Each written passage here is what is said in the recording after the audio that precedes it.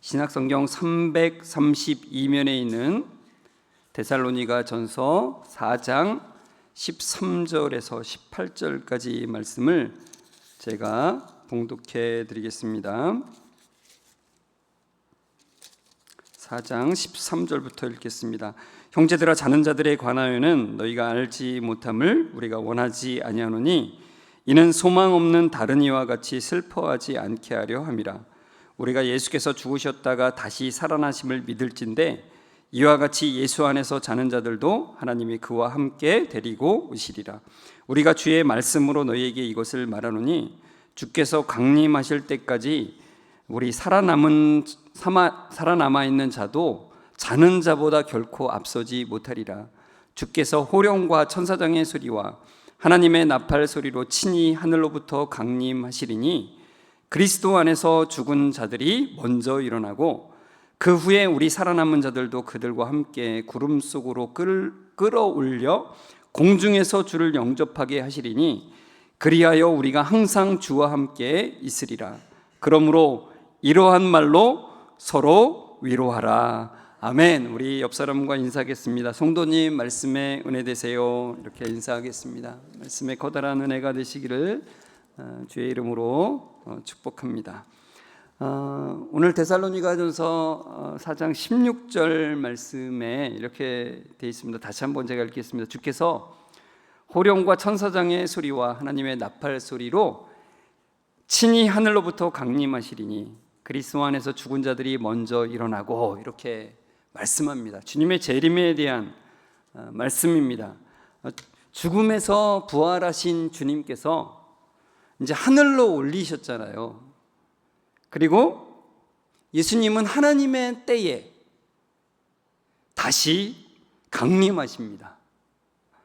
예수님이 다시 오신다는 그 재림을 믿으며 그것을 소망하며 살아가는 것은 우리 신앙의 기본 중의 기본이죠. 성경은 우리에게 주님의 재림은 반드시 있다라고 말씀을 합니다. 이 16절 말씀에 분명히 이렇게 말씀하잖아요. 친히 하늘로부터 강림하신다. 그리고 그리스도 안에서 죽은 자들이 먼저 일어난다. 이렇게 말씀합니다. 이 말씀이 주어진 배경이 있어요. 그 배경이 뭐냐면은 초대교회 성도들은 참으로 궁금한 게 있었습니다. 그 궁금한 게 뭐냐면은 이겁니다. 속히 오신다 하셨던 주님은 왜 아직 오시지 않는가? 그리고 죽은 다음에 주님이 오시면 도대체 나는 어떻게 되는 것인가? 라는 그런 질문이에요. 그러니까 예수님의 약속을 믿으면서 주님의 오심을 간절히 기다렸던 그들이잖아요. 그래서 그들이 서로 인사도 뭐로 해요? 마라나타. 마라나타. 주님이 다시 오십니다. 주여 속히 다시 오시옵소서. 이렇게 서로 마라나타라고 서로 고백하면서 서로 인사하던 그들이, 그런 고백으로 매일매일 살아가던 그들인데, 그래서 그들에게는 주님이 금방 오실 줄만 알았어요. 근데 계속 오시지 않는 거예요. 그냥 약간 불안한 거죠. 근데 성경이 사실 우리에게 말씀해 주는 게 있죠. 우리의 시간 계산법과 하나님의 시간 계산법은 다르다는 거죠. 제가 몇 번 말씀드렸죠. 주님께는 하루가 어떻다고요? 1000년과 같고 1000년이 하루와 같은 거예요. 주님께는 시간 개념이 우리와 달라요. 시간을 초월해 계신 분이기도 하시고요. 그러나 분명한 것은 주님은 어떻게 하신다고요? 반드시 다시 오신다라고 우리에게 말씀해 주는 거예요. 그런데 그럼 주님이 다시 오신다는 거는 분명하게 믿을게요. 근데 내가 죽고 난 다음에 오시면 어떻게 되는 거예요? 이렇게 또 묻는 거죠. 그게 너무 두려운 거예요. 주님을 혹시나 다시 못 만나는 건 아닌가? 이에 대해서 주님은 바울을 통해서 성도들에게 대답해 주시는 거예요. 너희가 살아있던 죽어있던 너희가 주님 안에 있는 자라면 동일하게 주님을 만나게 된다. 그러니까 주님을 오시는 것을 못 보고 죽었다 해도 걱정하지 말라는 거예요. 이게 오히려 너희들의 걱정과는 달리 어떻게 해요? 죽은 자들이 어떻게 된다고요? 먼저 일어나서 주님을 만나게 된다는 거예요. 그러니까 그들이 걱정하던 바와는 전혀 다르다 이거예요. 여러분, 우리가 가진 신앙은 죽음을 뛰어넘는 것입니다. 이 세상이 가지고 있는 죽음에 대한 관점과는 달라요. 그래서 13절에 이렇게 말씀을 합니다. 같이 13절을 읽어볼까요? 형제들아, 자는 자들에 관하여는 너희가 알지 못함을 우리가 원하지 아니하노니 이는 소망 없는 다른 이와 같이 슬퍼하지 않게 하려 함이라. 그래요. 여러분, 세상은 일반적으로 죽음을 어떻게 생각하냐면은 끝나는 것이라고 생각합니다. 그래서 죽음을 영원한 이별이라고 그러잖아요. 이별. 그래서 어떤 생각을 가지고 사냐면은 먹고 마시고 즐기자. 노세 젊어서 노세 이렇게. 늙으면은 못 논다 그러면서 막 젊어서 놀자고 그러죠. 근데 그렇게 하면서도 어떤 생각이 있는 거예요? 거기는 죽음에 대한 막연한 두려움을 가지고 있는 거예요. 근데 반면에 어떤 사람들은 이런 생각을 가지고 있습니다. 죽으면 우리 영혼이 육체에서 벗어나서 완전한 자유를 누린대요. 그래서 어떻게 표현하냐면은 영혼이 자유롭게 훨훨 날아가는 것이다 이렇게 표현해요. 죽음을. 그러니까 죽음을 자유롭게 되는 것이라고 생각하는 거죠. 근데 그렇게 하면 나름대로 죽음의 문제를 두려움이 아니라 어떤 좋은 것이라고 포장은 할 수 있을지 모르지만 그것은 두려움을 해결하기 위한 임시 방편일 뿐이라는 거예요. 그런데 그 반면에 성경은 죽음에 대해서 어떻게 말씀하냐면은 자는 것으로 표현한다는 거죠. 예수님이 여러 번 사용하셨어요. 야이로의 딸이 죽었다는 소식을 듣고 이제 그쪽으로 가시는데 예수님이 뭐라고 그러시냐면은 죽은 것이 아니라 잔다 그러잖아요. 근데 사람들이 막 비웃는 거예요. 뭘 죽었는데 뭘 잔다고 그러냐고. 예수님이 생각하시는 그 죽음과 사람들이 생각하는 건 다른 거죠. 그리고 나사로가 죽었다는 소식을 들었을 때 이제 나사로에게 이제 다시 가시려고 하면서 뭐라고 말씀하시냐면은 우리 친구 나사로가 잠들었도다 그래요. 그러나 내가 깨우러 가노라 이렇게 말씀하신다는 거죠. 여러분, 데살로니가 전서 말씀도 죽음을 자는 것으로 표현합니다. 그러니까 왜 죽음을 자는 것이라고 표현하냐면 이 잔다는 거는 어떤 의미가 있어요? 쉰다라고 하는 의미가 있고 또 자면은 깬다라고 하는 의미가 거기에 담겨져 있는 거잖아요. 그러니까 여러분, 세상 사람들에게 죽음은 두려움이고 슬픔과 절망이지만 그리스도 안에 있는 우리에게는 참된 소망이에요. 왜요? 깨어나서 이 깨어나는 거잖아요. 깨어나서 주님을 만나게 되는 거니까. 그렇기 때문에 참된 기쁨인 거예요.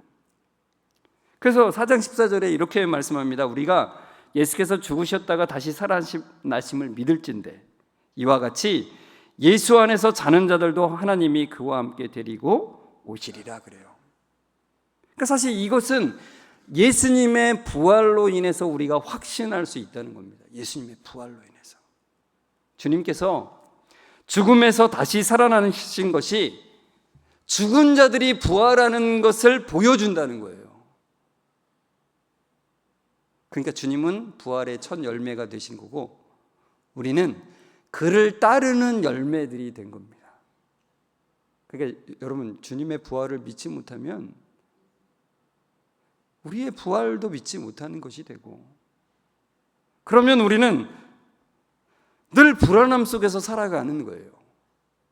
그러나 우리가 주님의 부활을 믿는다면 우리의 부활을 믿게 되는 것이고 우리는 영원한 소망과 생명으로 살아가게 되는 것입니다. 여러분, 그러므로 이미 죽은 자들은 끝난 게 아니라는 거예요. 예수 안에서 자는 자들도 하나님이 그와 함께 예수님과 함께 데리고 오신다는 거예요.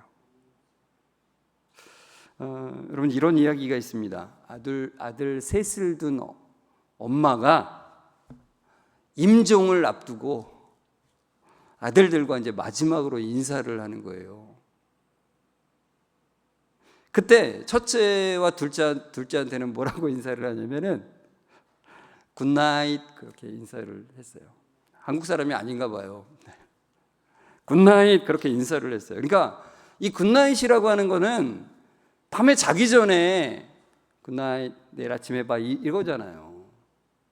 그러니까 죽음이 이별이 아닌 잠을 자고 다시 만난다는 거를 그 마지막 임종 전에 그렇게 인사한 거예요. 굿나잇. 근데 셋째한테는 뭐라고 인사를 했냐면은 굿나잇 한 다음에 굿바이 그랬어요. 그러자 셋째 아들이 엄마에게 묻습니다. 엄마, 왜 나한테만 굿바이 그래? 그러자 엄마는 뭐라고 그러냐면은 너는 예수님을 믿지 않잖아. 그래서 정말 슬프게도 다시 만날 수가 없어서 굿바이라고 인사한 거야. 이렇게 이제 말했다는 거죠. 그 말에 충격을 받은 셋째 아들이 그날로 예수님을 믿었다는 거예요. 여러분, 참 지혜로운 어머니다라는 생각이 들어요. 제가 장례식장에서도 여러 번 말씀드렸는데 그 돌아가신 부모님이나 또는 자녀가 수천만 자녀를 볼 때 그가 만나고 싶거든. 다시 예수님을 믿으세요라고 이제 강력하게 도전을 하잖아요. 그러니까 예수 안에서 자는 자들은 주님 품에서 다시 만나게 돼 있다는 거예요. 우리는 잠에서 잠들었다가 다시 깨어서 주님 품에 있을 때 그 주님 품에 안긴 자들은 서로 만나게 돼 있다는 거예요. 너무나 커다란 소망인 거죠. 여러분, 주님은 분명히 다시 오셔서 우리를 품에 안으세요. 죽은 자든 살아있는 자든.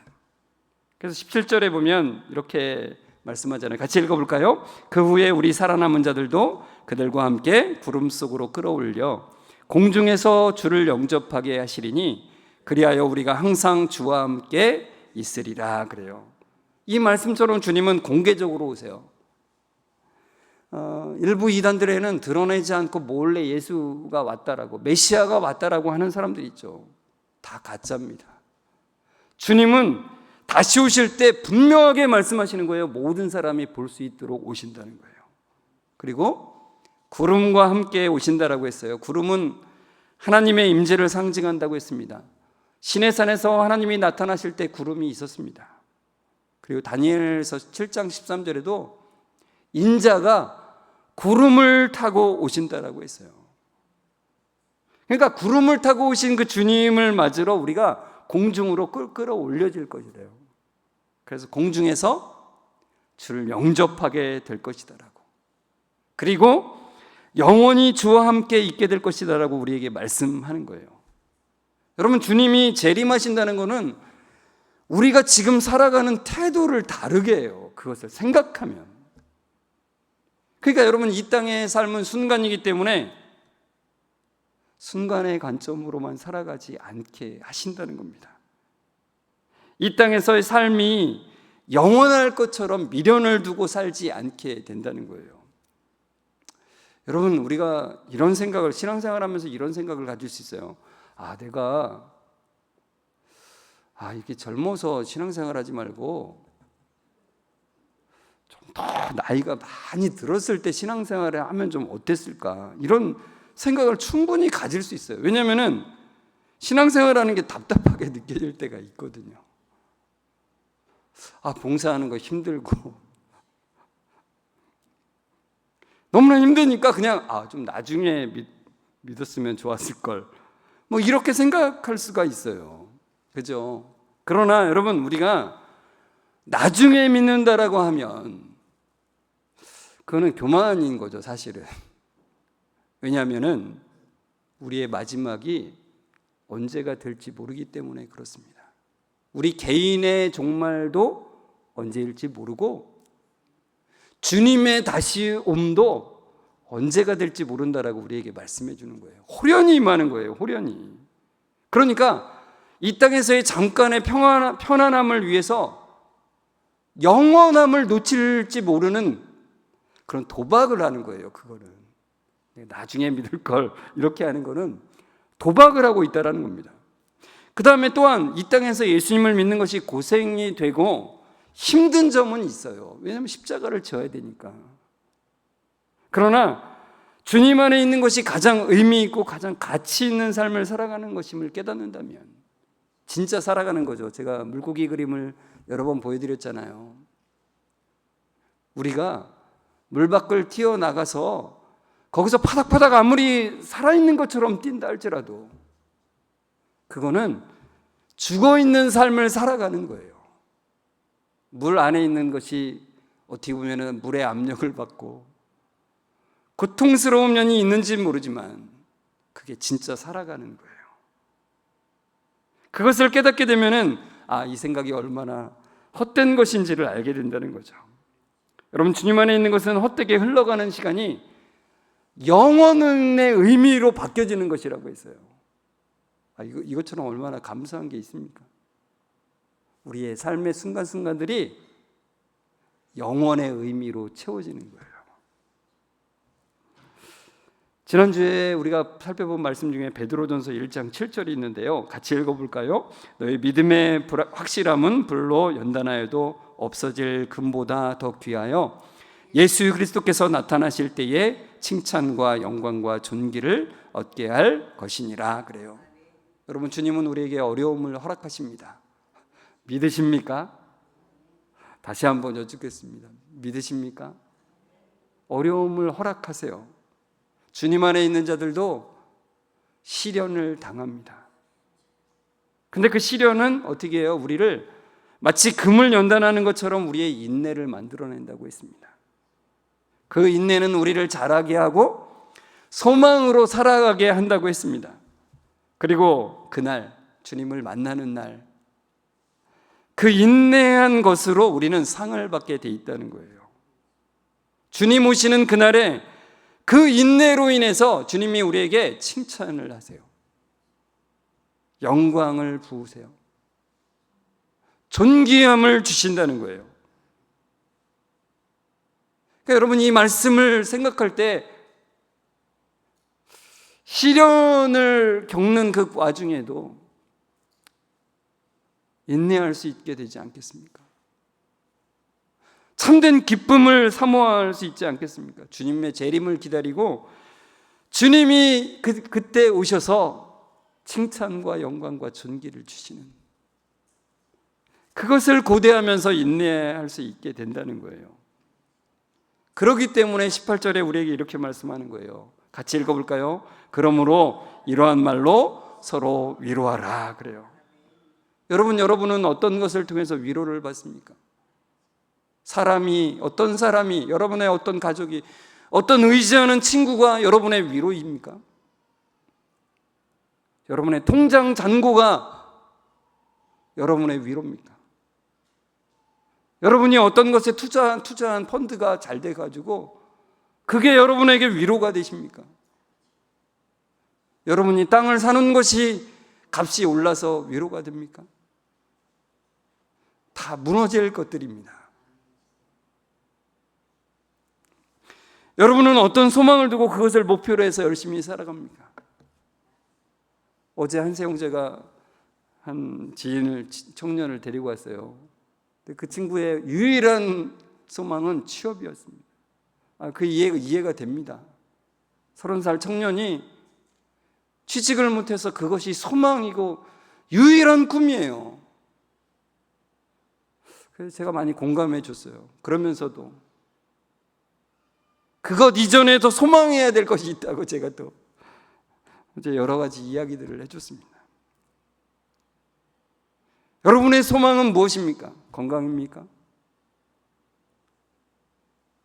사업의 성공입니까? 자녀들이 잘 되는 것입니까? 그것을 목표로 해서 열심히 나아가고 있다 할지라도 그것이 여러분의 주된 목표라면, 주된 소망이라면 그것은 무너지게 돼 있다는 겁니다. 여러분 주님 다시 오심이 여러분의 참된 위로가 되시기를 바랍니다. 주님의 다시 오심이 여러분의 소망이 되시기를 주의 이름으로 축원합니다. 다른 어떤 대체물로 우리의 위로를 삼지 않기를 바랍니다. 다른 어떤 목표물로 우리의 소망을 삼지 않기를 바랍니다. 주님 다시 오시는 날에 주님이 주시는 칭찬과 영광과 존귀를 생각하면서 주님 참된 위로를 그곳을 통해서 받기를 원합니다.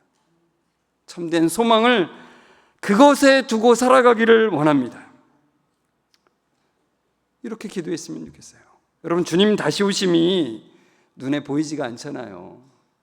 2000년 동안 안 오셨던 주님이 아이고 앞으로도 1000년 동안 안 오시겠네, 이렇게 생각할 수 있잖아요. 그래서 그것이 위로가 되지 못하고 소망이 되지 못할 수 있죠. 그러기에 주님의 은혜를 더 구하셨으면 좋겠어요. 주님, 제가 이 세상의 것에 물들어서 진짜 바라봐야 될 것, 고대해야 될 것을 다시 못 바라볼 때가 너무나 많습니다. 성령 하나님, 저의 마음을 붙들어 주셔서 주님을 사모할 수 있도록 도와주십시오. 이렇게 기도하셨으면 좋겠어요. 여러분, 성도 간에 교제할 때도 무엇으로 위로가 됩니까? 내가 힘이 돼줄게, 이렇게, 내가 언제나 함께 해줄게, 이렇게 할 겁니까? 그 도움이 되죠. 그러나 언제나 함께 할 수 있는 것은 우리가 장담할 수가 없는 거예요. 내가 너를 도와줄게, 장담할 수가 없는 거예요. 그래서 우리의 위로는 이거예요. 초대교회 성도들이 서로 마라나타 하면서 위로가 됐다 그랬잖아요. 그래서 성도의 손을 잡고 주님이 다시 오십니다. 그냥 정죄하는 말로 야, 주님이 다시 오시는데 뭘 그런 걸 가지고 걱정해, 이렇게 하는 게 아니라 그의 손을 꼭 붙잡고 주님이 다시 오십니다. 주님이 다시 오십니다. 저도 그걸 소망하며 살아가고 있습니다. 이렇게 다른 분에게 그걸 얘기해 주는 거죠. 그게 위로가 된다는 거예요. 그렇게 서로 위로하라고 우리에게 말씀해 주고 있는 겁니다. 여러분, 지난주에 설교에 야고보서 말씀, 인내를 온전히 이루라는 말씀을 나눴잖아요. 설교 이후에 제가 몇몇 분들과 이야기를 나눴는데 다들 하시는 말씀이 뭐냐면은 이거예요. 목사님이 저들이라고 설교한 줄 알았어요. 이렇게 얘기를 하더라고요. 저 표적 설교한 거 아닙니다. 근데 제가 그 얘기를 듣고서는 어떤 생각이 들었냐면은 참 맡은 자리에서 힘드시구나. 힘들죠. 힘들어요. 다 안 힘든 자리는 없어요. 맡은 자리가 다 그래요. 제가 위로는 해드리지만 저의 말로는 힘듦이 해소가 될 수가 없습니다. 왜요? 그 일은 계속될 거기 때문에. 여러분이 맡으신 그 섬김의 자리에서의 힘듦은 계속 일어납니다. 우리의 믿음을 흔드는 것은 계속 나타나요. 사람의 위로는 잠깐입니다. 하지만 주님의 위로는 영원과 연결이 돼 있어요. 주님은 다시 오세요. 인내해야 될 그런 상황 속에서, 그 모든 상황 속에서 주님의 다시 오심을 생각하면서 참된 위로를 받으시고 소망으로 살아가시는 그 은혜가 여러분 가운데 날마다 풍성하시기를 주의 이름으로 축복합니다. 우리 같이 이 말씀을 생각하면서 찬송가 180장 2절인데요. 이렇게 되어 있습니다. 무덤 속에 잠자는 자 그때 다시 일어나 영화로운 부활 승리 얻으리. 주가 택한 모든 성도 구름 타고 올라가 공중에서 주의 얼굴 배우리. 나팔 불 때 나의 이름, 나팔 불 때 나의 이름, 나팔 불 때 나의 이름, 부를 때에 잔치 참여하겠네. 그리고 오늘 말씀을 너무나 잘 표현해 준 가사 아니겠습니까? 이 가사의 고백으로 우리가 주님께 고백하며 그 위로와 소망으로 살아가겠습니다 그런 마음으로 우리 일어나서 함께 전심으로 함께 불렀으면 좋겠습니다.